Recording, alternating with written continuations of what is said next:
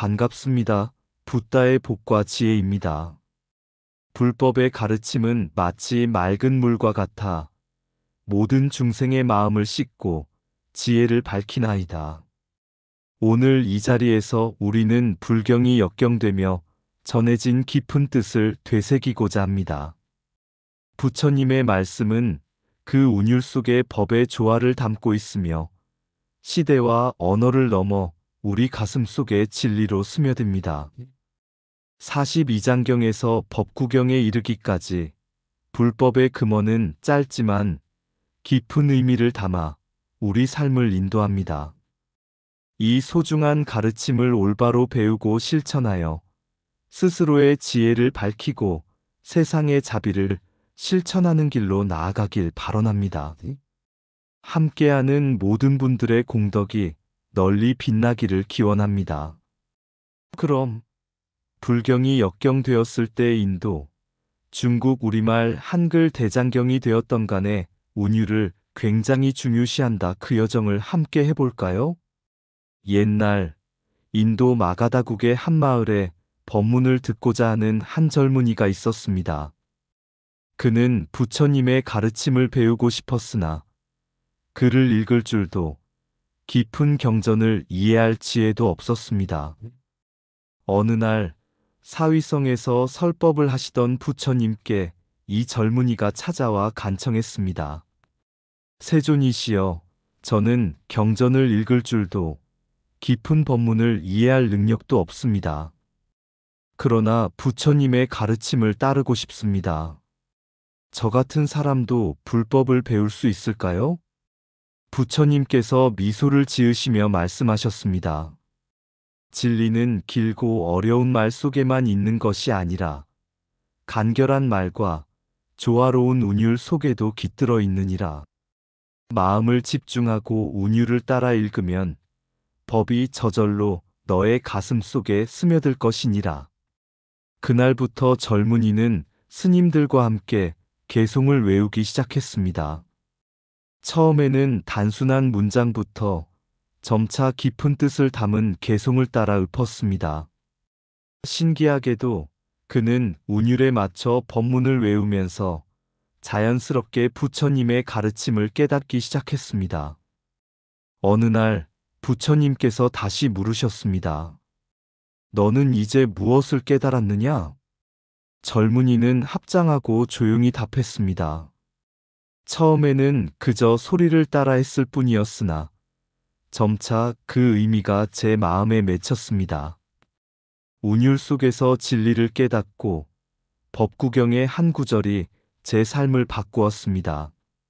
모든 것은 덧없고 마음을 바르게 하면 고요해지리라. 이제 저는 부처님께서 말씀하신 길을 따라 걷겠습니다. 부처님께서는 고개를 끄덕이며 말씀하셨습니다.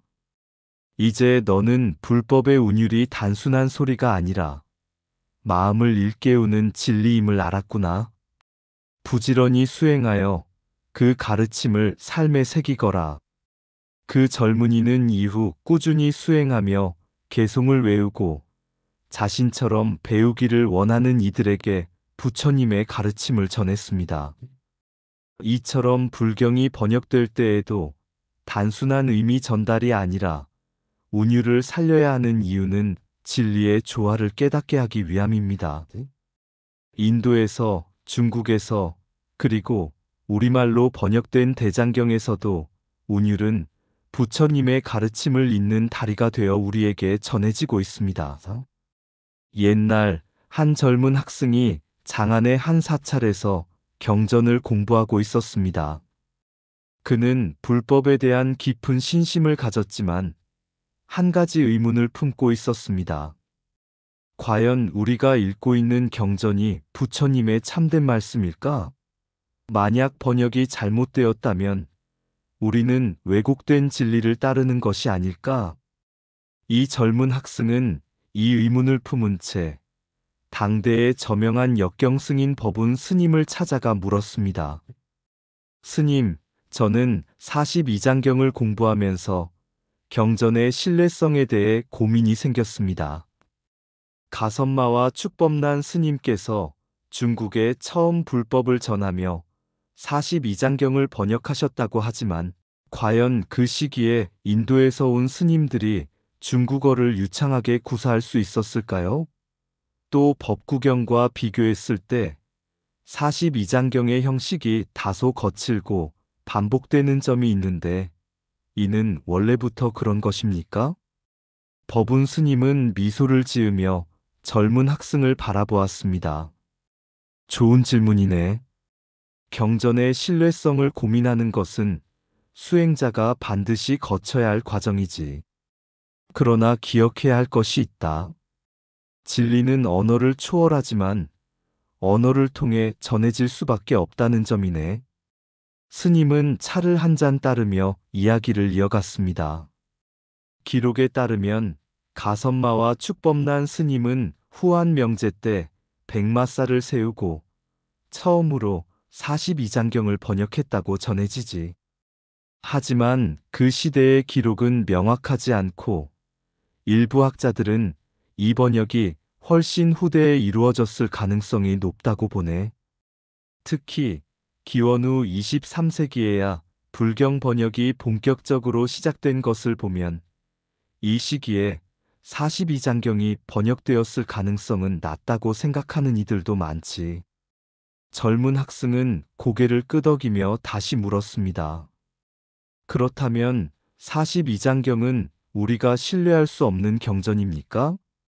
법운 스님은 조용히 미소를 지으며 말했다. 그렇지 않네. 중요한 것은 경전의 형식이 아니라 그 속에 담긴 진리일세. 부처님의 가르침은 말과 글에 얽매이는 것이 아니고 이를 통해 바른 수행으로 나아가는 것이 중요하지. 42장경은 본래 부처님의 금원집과 같은 성격을 띠고 있네. 중요한 가르침을 42가지로 정리하여 쉽게 배우고 실천할 수 있도록 한 것이지. 이는 불교가 처음 중국에 전해질 때 사람들의 이해를 돕기 위한 것이네. 법구경과 42장경을 비교해 보면 법구경은 매우 정제된 형태를 띠고 있고 운율이 아름답지. 하지만 42장경은 상대적으로 문장이 거칠고 반복되는 부분이 있네. 이는 42장경이 더 오래된 가르침을 담고 있기 때문이네. 부처님께서 초기 제자들에게 직접 설법하신 내용이 담겨 있어 다듬어진 형태라기보다 있는 그대로의 말씀에 가깝다고 할 수 있지. 학승은 눈을 반짝이며 말했다. 그렇다면 부처님의 가르침이 시간이 지나면서 더욱 정교하게 정리되었다는 말씀이군요. 법운 스님은 고개를 끄덕이며 말했다. 그렇네. 불경이 역경될 때 가장 중요한 것은 운율과 의미를 조화롭게 살리는 것이지. 부처님의 가르침은 원래부터 운율을 갖추고 있었고 이것이 후대로 전해지면서 더욱 아름다운 형태로 정리된 것이네. 법구경이 정제된 문체를 갖고 있는 것은 시간이 흐르면서 경전이 더욱 다듬어졌기 때문이지. 하지만 42장경과 법구경이 전하는 본질적인 가르침은 다르지 않네. 학승은 깊이 생각하다가 말했다. 그렇다면 우리가 중요한 것은 번역의 완전성이 아니라 그 속에서 참된 진리를 찾는 것이군요. 법운 스님은 고개를 끄덕이며 말했다. 옳은 깨달음이네. 경전의 번역이 시대에 따라 다를지라도 진리는 변하지 않네. 부처님의 가르침이 우리 마음속에 닿아 수행으로 실천될 때 그것이 곧 가장 바른 경전이 되는 것이지. 그날 이후 학승은 42장경과 법구경을 다시 읽으며 깊은 수행에 정진하였고 번역의 역사적 논란보다 경전 속에서 실천할 가르침을 찾는 데 더욱 집중하게 되었다. 이처럼 불경 번역의 역사와 신뢰성에 대한 논란이 있을지라도 중요한 것은 번역의 완전성을 따지는 것이 아니라 그 가르침을 실천하는 수행자의 마음가짐이라는 것을 우리는 기억해야 할 것이다. 번역된 말은 다를 수 있으나 깨달음의 길은 하나이다. 진리는 언어 속에 머물지 않고 실천 속에서 드러난다. 경전의 신뢰성보다 중요한 것은 그것을 수행으로 증명하는 것이다. 진리는 시간이 지나도 변하지 않지만 그것을 이해하는 길은 시대마다 달라진다. 말과 글은 부처님의 가르침을 담는 그릇일 뿐, 진정한 깨달음은 수행 속에 있다. 무엇을 읽었는지가 아니라 어떻게 살았는지가 수행의 깊이를 결정한다. 의심은 바른 깨달음의 첫걸음이지만 실천 없는 의심은 헛된 망상일 뿐이다. 경전의 본질은 외우는 것이 아니라 마음에 새겨 삶으로 실천하는 것이다. 어떤 말로 번역되었든 자비와 지혜의 길은 변함이 없다. 완벽한 번역은 존재하지 않지만 참된 수행은 존재한다. 글자가 아니라 가르침의 본질을 보라. 형식이 아니라 본질을 따르라. 불법은 다듬어진 말 속에 있는 것이 아니라 깨달은 마음 속에 있다. 경전을 의심하는 자는 문자를 보지만 수행하는 자는 진리를 본다. 42장경이든 법구경이든 그것이 가리키는 방향은 한 길이다. 경전은 달을 가리키는 손가락과 같고 깨달음은 그 달과 같다. 손가락만 바라보지 말라. 어느 날 제자가 부처님께 물었다. 세존이시여, 같은 가르침이라도 왜 사람마다 다르게 이해하고 다른 말로 전해야 합니까? 부처님께서는 한 마을에 있는 세 개의 우물을 가리키며 말씀하셨다. 저 우물은 모두 다른 곳에 있지만 그 속의 물은 모두 같은 법이다. 사람마다 그 물을 퍼올리는 방식이 다르고 그릇이 다르지만 본래의 물맛은 다르지 않다. 제자가 다시 여쭈었다. 그렇다면 불경이 운율을 가지는 이유는 무엇입니까? 부처님께서는 미소 지으며 말씀하셨다. 운율은 물결과 같아서 흐름을 따라가면 쉽게 길을 찾을 수 있다. 인도의 경전은 운율을 통해 기억되고 마음속에 새겨지며 법의 깊은 뜻을 자연스럽게 전한다. 운율은 단순한 장식이 아니라 가르침을 올바로 전하기 위한 다리와도 같다. 그리고 부처님은 주변에 모인 제자들에게 개송을 읊으셨다. 진리는 말로 머물지 않고 소리로 전해지며 마음속에 새겨진다. 바람이 나뭇잎을 흔들 듯 운율은 법을 대중의 가슴에 스며들게 한다. 몇 년이 지나 불법이 중국에 전해졌을 때 역경승들은 인도말의 운율을 이해하고자 애썼다. 어떤 이는 운율을 유지하려 했고 어떤 이는 의미를 온전히 전달하려 했다. 그들의 노력 덕분에 불법은 널리 퍼졌고 수많은 사람이 부처님의 말씀을 이해할 수 있었다. 부처님께서 생전에 말씀하셨다. 법을 전하는 것은 바다를 건너는 것과 같다. 배가 필요할 때도 있고 다리가 필요할 때도 있다. 중요한 것은 법이 온전히 전해지는 것이지 배의 모양이나 다리의 재료가 아니다. 이처럼 불경의 운율과 번역은 단순한 형식이 아니라 불법을 올바르게 전하고 수행의 길을 밝히는 중요한 다리가 된다. 운율은 기억을 돕고 번역은 이해를 돕는다. 하지만 그 핵심은 언제나 법 그 자체에 있다. 진리는 소리에 머물지 않고 소리는 진리를 담아 흐른다. 운율은 바람과 같아 뜻을 실어 멀리 퍼지게 한다. 경전의 말은 다를지라도 그 속의 법은 하나이다. 운율은 법을 잊히지 않게 하고 번역은 법을 머물게 한다. 강물이 모양을 바꿔 흐르듯 법도 시대와 언어에 따라 흘러간다. 소리는 지나가도 진리는 남고 말은 변해도 뜻은 이어진다. 불법은 한 나라의 말에 속하지 않고 한 사람의 입에 머물지 않는다. 운율 속에 깃든 법은 마음 속에 새겨지고 새겨진 법은 실천 속에 빛난다. 법을 전하는 것은 다리를 놓는 것이니 다리는 강을 건너게 하는 도구일 뿐이다. 언어는 법을 담는 그릇이고 운율은 그릇을 흔들리지 않게 하는 손잡이이다. 산문은 가르침을 전하고 개송은 가르침을 새긴다. 부처님의 말씀은 물결과 같아 운율을 따라 흐르면 멀리까지 닿는다. 번역이 없다면 법이 머물지 못하고 운율이 없다면 법이 기억되지 못한다. 진리는 불꽃과 같아 언어라는 등불을 통해 세상을 밝힌다. 법은 마음에서 마음으로 흐르고 운율은 그 흐름을 맑게 한다. 어느 날 한 제자가 부처님께 여쭈었다. 세존이시여, 왜 어떤 말씀은 노래처럼 들리고 어떤 말씀은 그냥 말처럼 들립니까? 부처님께서는 미소 지으며 말씀하셨다. 물이 강을 이루듯 법도 흐름을 이루느니라.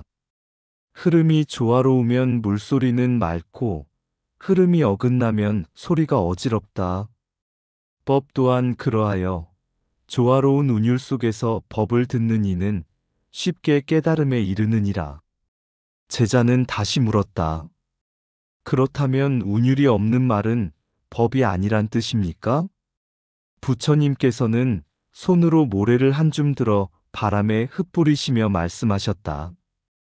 이 모래를 보아라. 한 줌으로 쥐고 있으면 단단하지만 흩어지면 어디로 가는지 알 수 없느니라. 운율이 있는 가르침은 한 줌의 모래처럼 마음에 잘 남고 운율이 없는 가르침은 바람에 흩어진 모래처럼 흩어지느니라. 제자는 부처님의 가르침을 듣고 다시 물었다.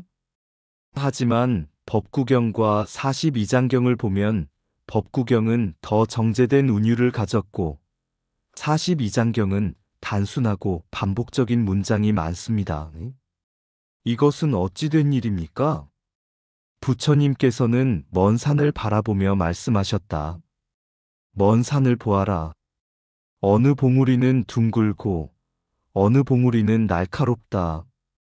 그러나 모두가 같은 산의 일부이니라.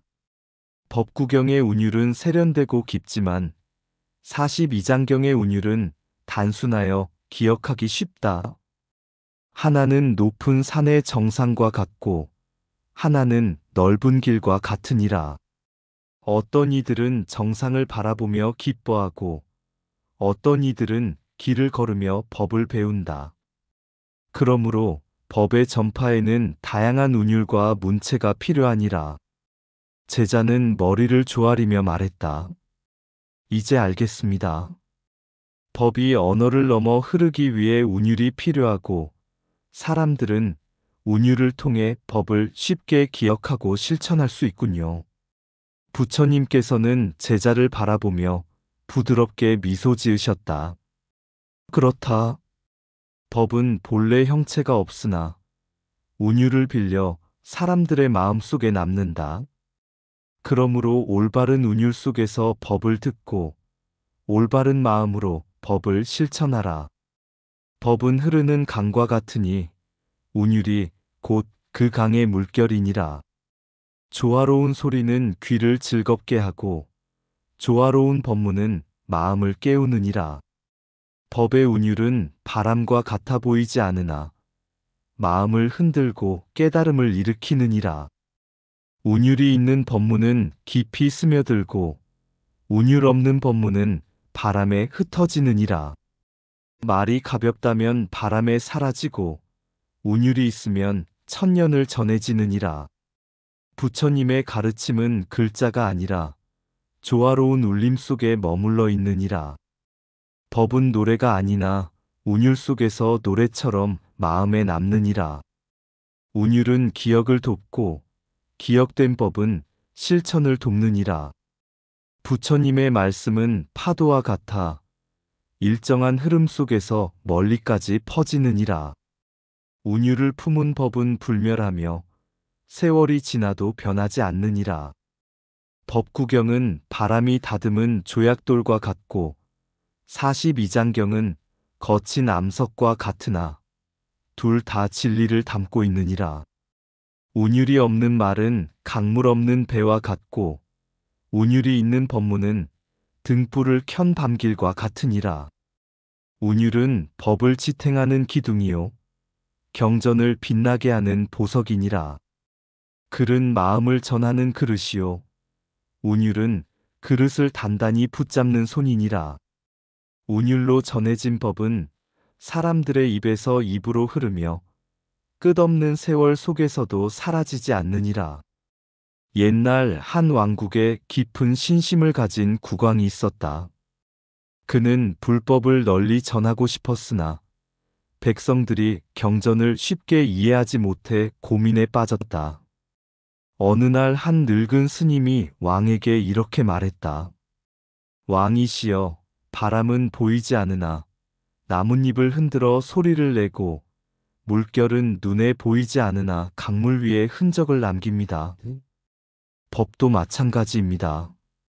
운율을 품으면 그 소리가 멀리 전해지고 깊이 스며듭니다.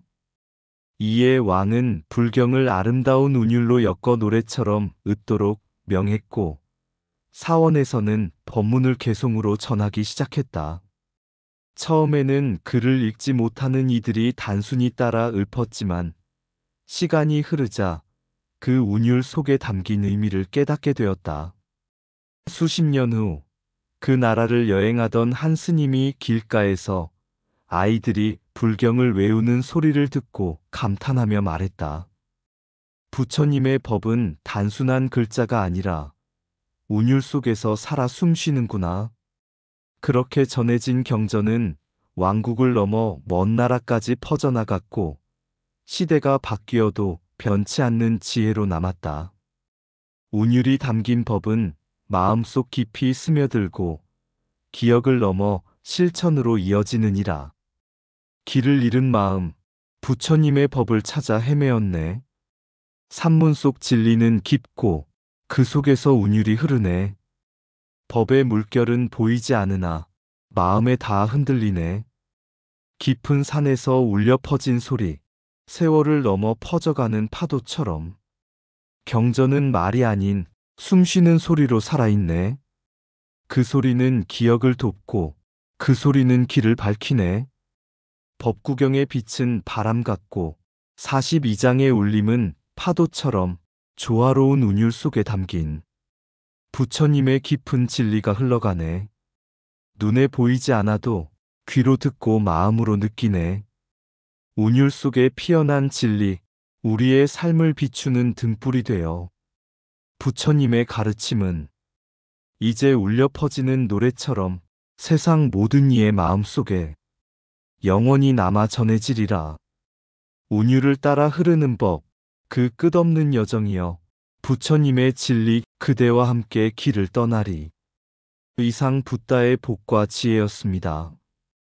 오늘도 복지 구족한 날 되세요. 구독과 좋아요는 붓다의 복과 지혜를 밝히는 큰 자비의 등불이 됩니다.